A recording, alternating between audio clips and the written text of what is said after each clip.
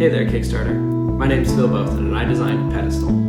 It's a shrinkable, expandable, lovable little plant stand that can fit in any home. At its heart, Pedestal is pretty simple.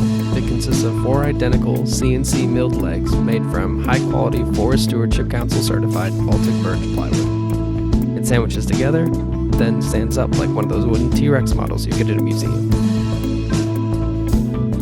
The legs can also be adjusted independently, so you just match up the holes and then you slot everything back together.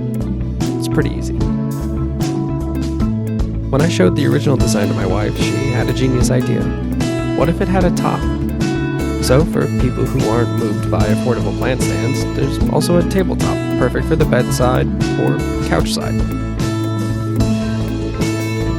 Both the plant stand and tabletop are coated with a neutral matte finish that keeps the design light and at home with any decor.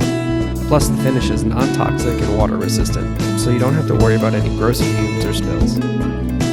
I designed Pedestal with simplicity in mind. There's no tools, no instructions, and no Swedish dictionary required. I need your help in raising at least $1,000 to cover the cost of materials, shop time, and fulfillment to get it from my shop to yours.